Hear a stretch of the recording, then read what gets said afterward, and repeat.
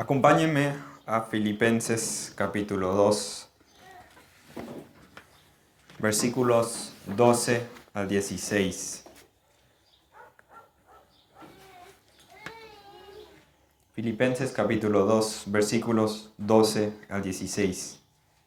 Por tanto, amados míos, como siempre habéis obedecido, no como en mi presencia solamente, sino mucho más ahora en mi ausencia.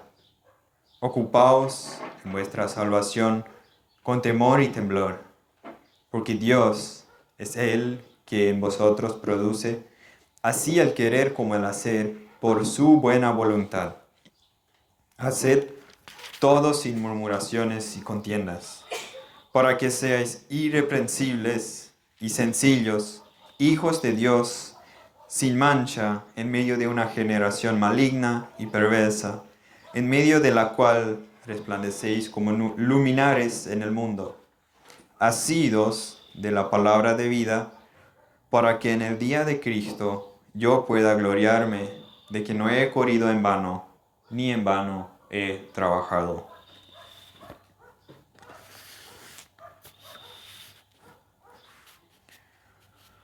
Vemos como en muchas iglesias hoy en día la relación entre la obra de Dios, entre el poder de Dios, está a un lado y la responsabilidad del hombre está al otro lado.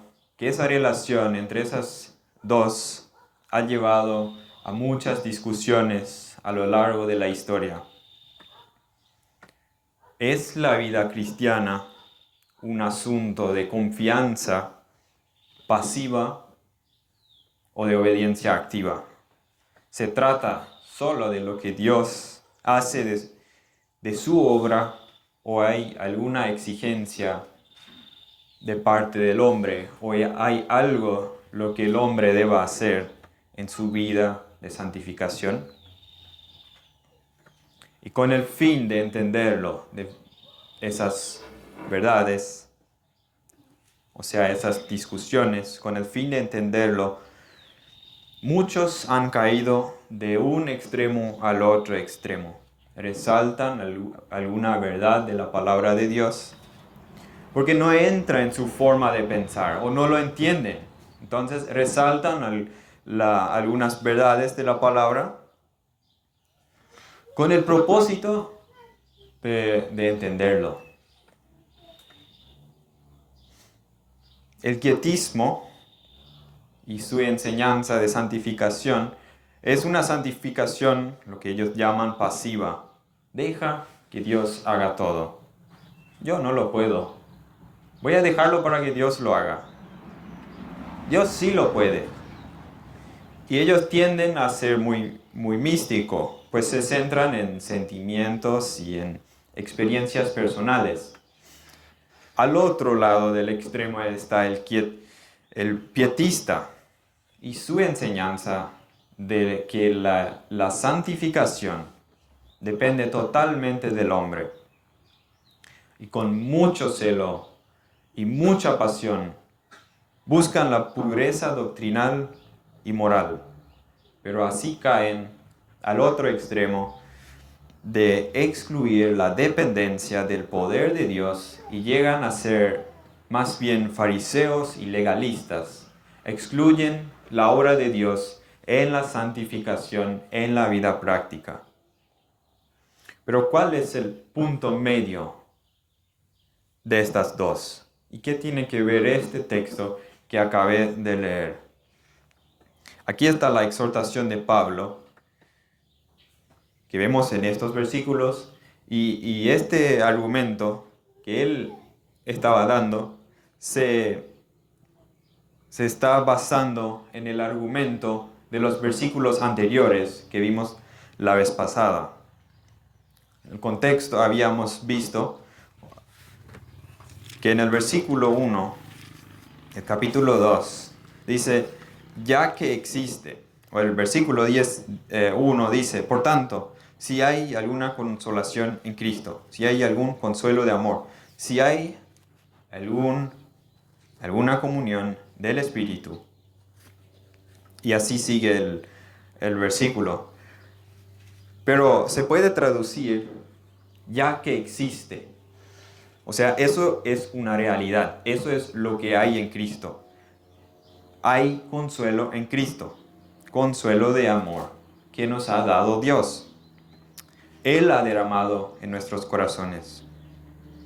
Y ya que existe esta comunión del Espíritu, no puedo decir que yo no puedo tener, o yo no puedo tener esa unidad dentro de la iglesia. Porque el Espíritu Santo mora dentro de nosotros y nos capacita. Entonces, ya que existe este afecto entrañable y esa misericordia, eso es una realidad para cada creyente. Están ahí. Es una realidad que está en nosotros. Y entonces no podemos decir que no sé, no puedo. Entonces es una realidad interna lo que Dios ha hecho dentro de mí. Entonces esa realidad se va a demostrar, se va a ver hacia afuera de nosotros. Entonces, si estás conectado de esa manera con Cristo, también estás conectado con tu hermano. Versículo 2. Completen mi gozo. Completad mi gozo sintiendo lo mismo, teniendo el mismo amor, unánimes, sintiendo una misma cosa.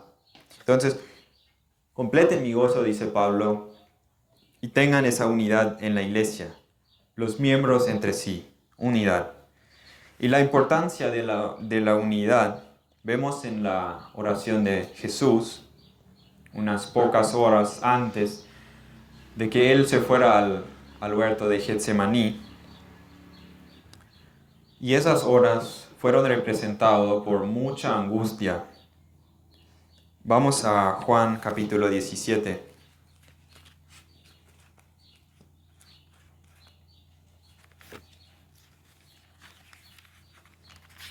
Juan capítulo 17, versículo 21 y 23. Para que todos sean uno, como tú, oh Padre, en mí, y yo en ti, que también ellos sean uno en nosotros, para que el mundo crea que tú me enviaste. La gloria que me diste, yo les he dado, para que sean uno, así como nosotros somos uno. Yo en ellos y tú en mí, para que sean perfectos en unidad, para que el mundo conozca que tú me has enviado y que los has amado a ellos como también a mí me has amado. Entonces, unas pocas horas antes de que Jesús se fuera al huerto de Getsemaní, vemos que Él asciende una oración a Dios el Padre. ¿Y qué es lo que está en su mente? Él está orando por la unidad de la iglesia. Y entonces vemos, eso estaba en la mente de Cristo antes de morir, que haya unidad. Y como vemos unos versículos antes, versículo 17, dice la palabra de Dios es la verdad. Entonces en la palabra de Dios debe haber esa unidad. Y en los siguientes versículos que habíamos visto la vez pasada, Pablo nos da el ejemplo supremo de la humillación de Cristo y su obediencia al Padre hasta la muerte, para mostrar que Dios, Cristo, se humilló, se hizo hombre, más se hizo siervo de los hombres. Entonces la pregunta es, ¿cómo yo no me humillaré para los hermanos, para buscar el bien de mis hermanos? Si Cristo es y era Dios, y se humilló, se hizo siervo, y yo con mis hermanos, ¿cómo no me voy a humillar a buscar el bien de ellos? ¿Cómo no voy a sacrificar mis deseos y ser como Cristo? Y es justamente por esto que este texto, que nos parece tan teológico, que este texto está en medio de esta carta en donde Pablo habla del gozo y de la unidad de la iglesia. Es Cristo, el modelo que debemos seguir. Y eso es todo práctico en nuestra vida diaria. Y este modelo, que es Cristo, rompe todo orgullo y todas divisiones que hay dentro de la iglesia, porque no nos deja mirar a nosotros mismos.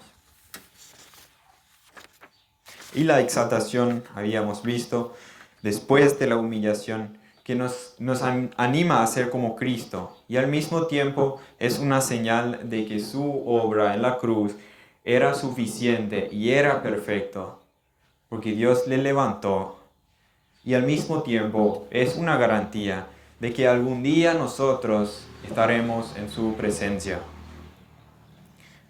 Entonces, ver a Cristo nos lleva a hacer nada por contienda o por vanagloria, sino con humildad estimar a los hermanos como superiores. Leo los versículos 3 y 4. Nada hagáis por contienda o por vanagloria, antes bien con humildad, estimando cada uno a los demás como superiores a él mismo, no mirando cada uno por lo suyo propio, sino cada cual también por lo de los otros.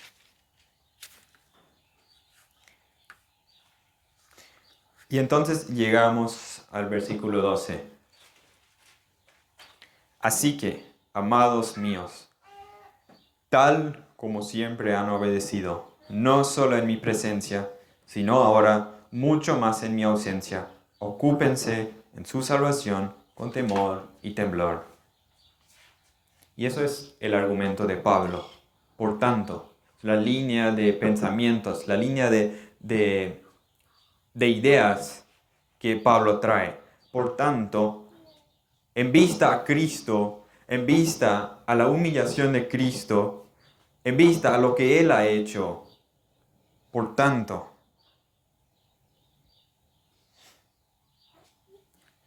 Pablo les dice amados y le dice amados míos. Y no solo les dice amados míos por la exhortación que Él les va a hacer, sino porque tiene un cariño para ellos, los ama. Y vemos que es una iglesia reconocida por su obediencia, no solo por forma, no por hipocresía, sino tampoco solo en su presencia, sino en su ausencia. Es una iglesia reconocida como obediente. Entonces no lo hacían por hipocresía. Siempre habían obedecido, dice el versículo, en su ausencia. Pero ahora les anima a tener un mayor cuidado de la obediencia. Ocupaos en vuestra salvación con temor y temblor. ¿Qué significa eso? ¿Qué significa esta frase? ¿Está Pablo hablando de ganar la salvación? ¿O está hablando de conservar la salvación como algo que se pueda perder? ¿O de mejorar la salvación? ¿O está hablando de buscar la salvación? ¿O qué está diciendo Pablo? Obviamente sabemos que no está hablando de eso, porque la salvación no es por obras. Entonces, si la salvación no es por obras, no es por el ser humano. Entonces es por Dios. Y si la salvación es por Dios, entonces tampoco la salvación se puede perder, porque es de Dios. Él en su voluntad quiso dar la salvación a los que creen. Tampoco está hablando de mejorar la salvación, porque la obra en la cruz de Cristo fue perfecta, sin tacha, fue perfecta. Y tampoco está hablando de buscar la salvación, porque les dice, amados míos, son sus hermanos, está hablando a sus hermanos. Y entonces, ¿qué está diciendo Pablo? Y le quiero dar un ejemplo que yo escuché. que me parecía muy adecuado. Supongamos que yo tenga una casa y tú eres un pobre. Yo tengo una casa, o mejor dicho, una mansión. Entonces, yo te digo, mira, yo te doy la casa. Yo te doy la casa. Entonces tú me preguntas, tú me das la casa, pero ¿qué exiges? Entonces yo te digo, mira, para yo poder darte la casa o la mansión, tuvo que morir mi hijo. Tuvo que morir mi hijo para poder yo darte esa casa. Pero lo que yo quiero es que tú cuidas la casa, la cuidas, la limpias, para que luce bien. Entonces, vos sos el nuevo propietario de la casa, entras en la casa, vivís en la casa, pero dentro de algunos días te das cuenta que la casa agarra polvo. El polvo entra, la suciedad entra. Y te das cuenta que no eres un pobre, no tienes ni un guaraní para comprar cosas para limpiar la casa. Entonces, yo me doy cuenta de eso. Pero más tú eres enfermo, no estás en condiciones de limpiar la casa. Entonces, yo me doy cuenta de que no tienes para comprar para limpiar la casa y tampoco estás en condiciones de limpiar. Entonces, yo te doy un remedio para que te sane, estás sanado, y compro el detergente, compro el guante, compro el trapo, compro todo lo que necesitas, todo, y te lo doy. Ahora, ¿qué excusas tú tienes para no limpiar esta casa? Tienes todo, estás sanado, tienes todo. ¿Qué excusas tienes para no limpiar la casa, para que luce bien? Acuérdate que mi hijo tuvo que morir para darte esa casa. Entonces, la pregunta es, ¿qué excusa tú tienes y qué excusa yo tengo para no ocuparme en la salvación tan grande que fue ganado por Cristo en la cruz, murió en la cruz? ¿Qué excusa yo tengo para no ocuparme en la salvación? Como en el ejemplo, Dios es el dador de la salvación. Dios da la salvación. Dios ha provisto. El Hijo vino a morir. Como dijo el versículo 1, Dios ha dado la comunión del Espíritu. Entonces, no tenemos excusa para vivir esa salvación. No tenemos excusa para no vivir en esa unidad que está con el Espíritu. Y sigue el versículo. Ocúpense vuestra salvación con temor y temblor. Eso nos muestra la seriedad y el cuidado con las que debemos ejercitar nuestra salvación, nuestra santificación, para crecer en obediencia. Hermanos, la obediencia a la palabra de Dios debe manifestarse en nosotros. ¿Cómo? En la obediencia, en la humildad abnegada. Porque debemos estar conscientes de la importancia de la unidad de la iglesia.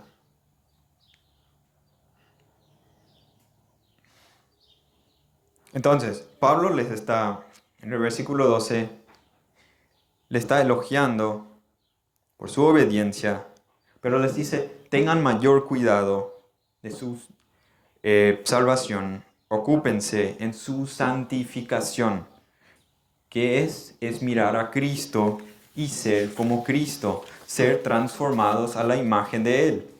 Que su vida, que la vida que Él nos ha dado, que esa vida interna se vea hacia afuera, que se vea con nuestros hermanos, que se manifieste hacia afuera con temor y temblor. Y como habíamos visto en Juan capítulo 17, versículo 21, que Jesús ora unas pocas horas antes de que va camino al Getsemaní o a la cruz. Él está orando por la unidad. Entonces, para que tengan unidad necesitamos el amor. Y este amor es sobrenatural. No puede salir de un no creyente. Este amor que es de Dios, que une a los creyentes, es una demostración poderosa de la verdad del Evangelio, por el cual Dios lleva a pecadores a Cristo y a su iglesia. Entonces, ¿ven lo que implica tener rivalidades y contiendas en la iglesia? Y al contrario, si tenemos esa unidad, es un testimonio muy poderoso para los que nos rodean. Es vivir esa salvación hacia afuera. Como dice Mateo 5:16, así brille la luz de ustedes delante de los hombres, para que vean sus buenas obras y glorifiquen a su Padre que está en los cielos. Entonces, las obras no tienen lugar en la salvación. No tienen lugar. La salvación es de Dios. Es por completo de Dios. Pero como dice Efesios, capítulo 2,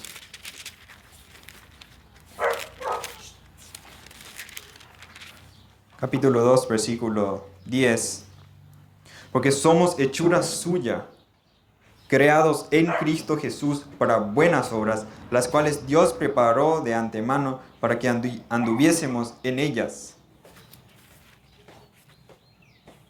Es esa salvación que está dentro de nosotros, que esa salvación se refleje hacia afuera para que y eso es un testimonio muy poderoso. Entonces, el creyente tiene la responsabilidad de esforzarse en crecer en obediencia y en la santificación de su vida. Y eso nos va a llevar a mirar a Cristo y ser abnegado como Él. Y eso va a llevar que haya unidad dentro de la iglesia, por cuanto no nos preocupamos por nuestros propios deseos, sino el bien de los demás. Pero noten, sin la verdad expuesta en el versículo 13, sería imposible llevar a cabo lo que dice el versículo 12. Versículo 13, porque Dios es quien obra en ustedes, tanto el querer como el hacer para su buena intención. Agustín de Hipona dijo una vez, Dios ordena lo que quieras y otorga lo que tú ordenas. ¿Se entendió? Dios ordena lo que quieres, pero concede o da lo que tú ordenas. Y esta frase simplemente expresa lo que es el hombre. Por sí solo no puede ni siquiera dar un paso a la salvación. Ni siquiera puede dar un paso en su santificación por sí solo.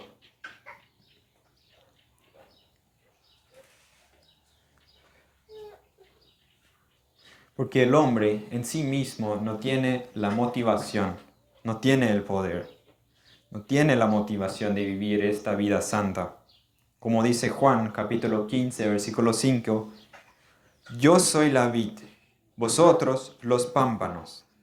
El que permanece en mí y yo en él, éste lleva mucho fruto, porque separados de mí nada podéis hacer. Entonces, como el pámpano, separado de la vid, no puede hacer nada, así también nosotros, separados de Cristo, nada podemos hacer.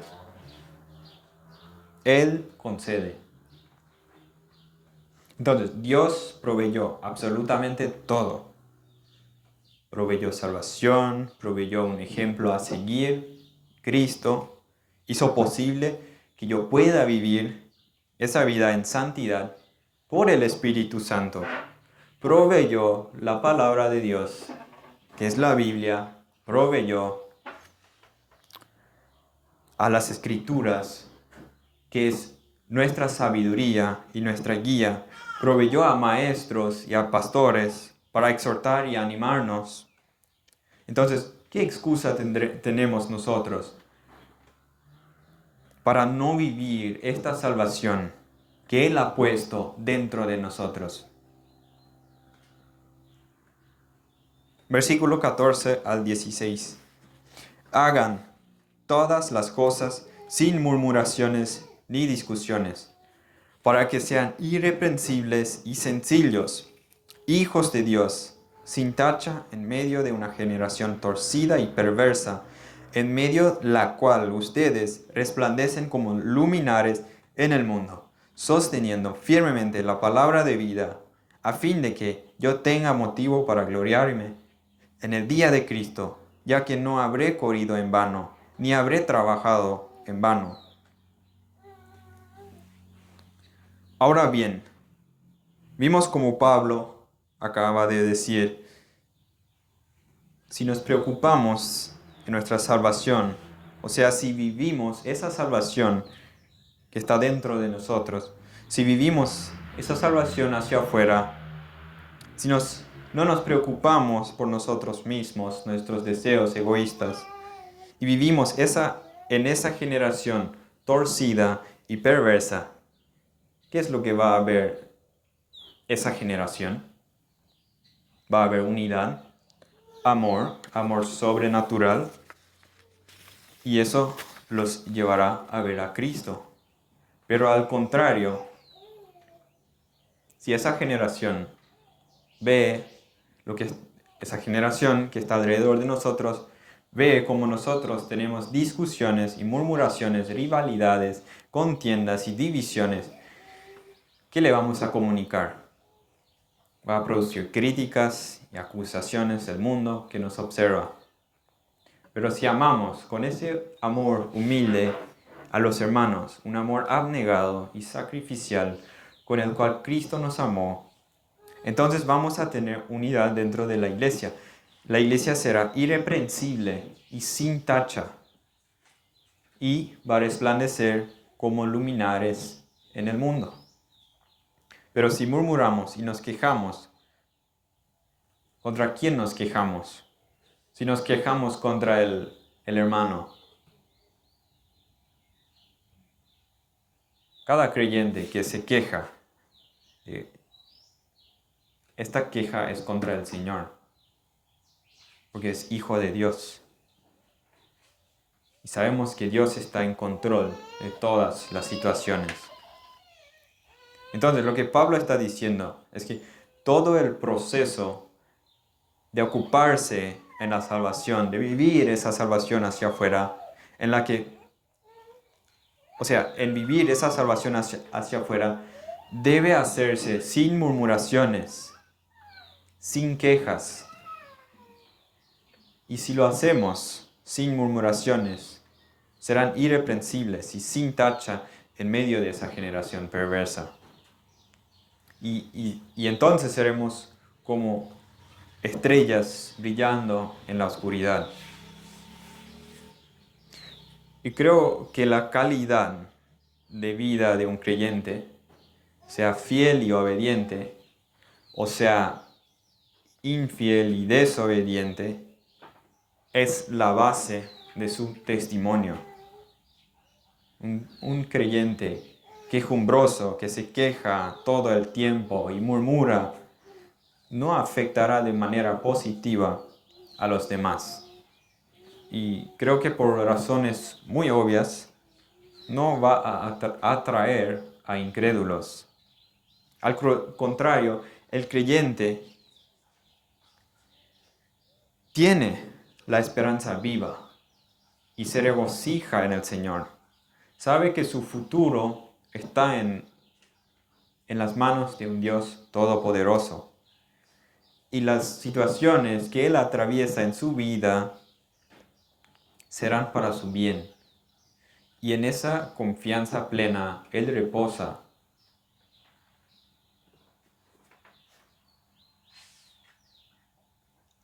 La idea en el versículo 16 de asidos a la palabra o sostenidos sosteniendo la palabra de vida, en el versículo 16, creo que transmite la idea de trayéndoles la palabra de vida.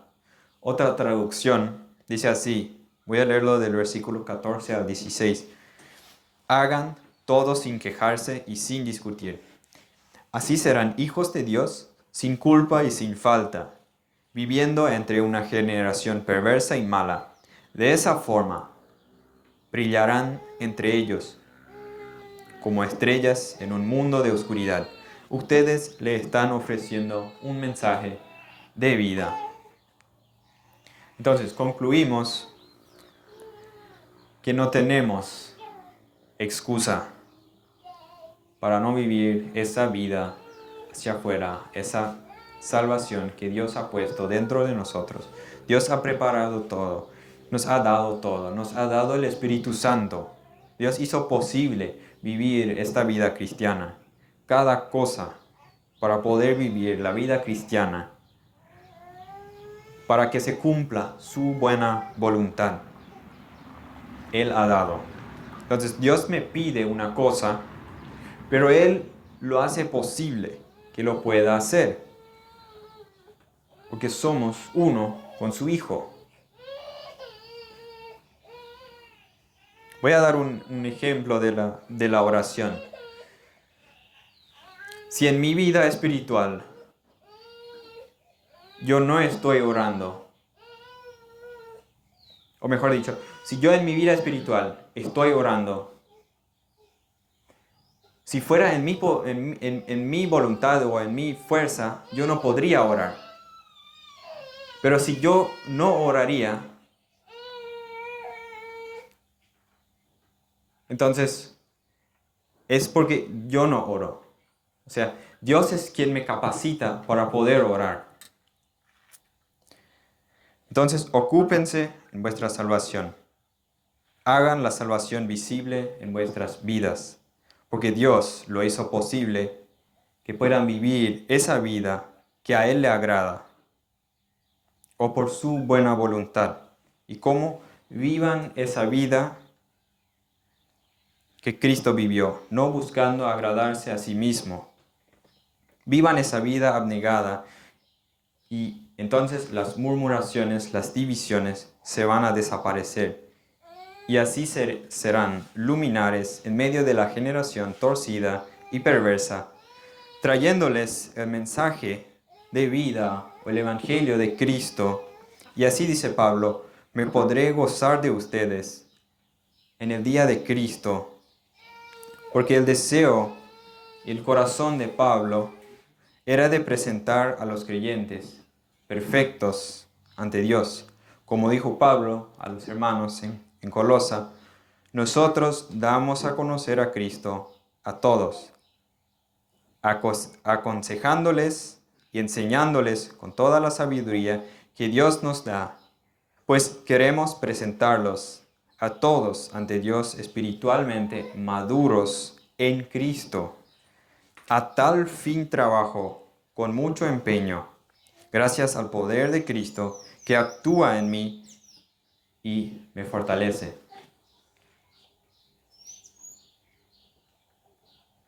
Entonces, vivan esa salvación que Dios ha puesto dentro de nosotros.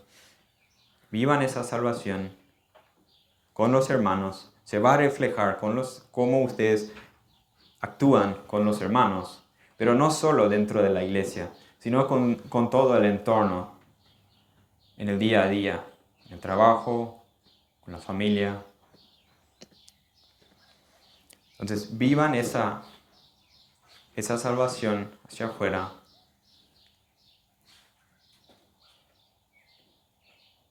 Sin murmuraciones.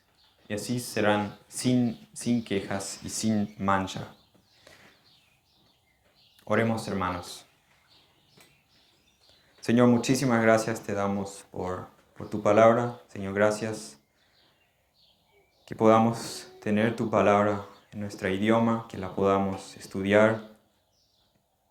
Señor, te pedimos que nos ayudes a entender tu palabra, que nos ayudes a mirar a Cristo, ver a Cristo, vivir esa salvación que costó al Hijo de Dios la vida. Vivir esa salvación hacia afuera, con nuestros hermanos, con nuestro entorno. Señor, ayúdanos a reflejar lo que está dentro de nosotros, la salvación tan grande que tú has obrado. Señor, gracias porque tú nos capacitas para hacer lo que tú pides. Y te queremos honrar con todo lo que hacemos, Señor. Ayúdanos a honrarte con un corazón dispuesto. Y ahora cuando cantamos, que sea para tu honra. En el nombre de Jesús. Amén.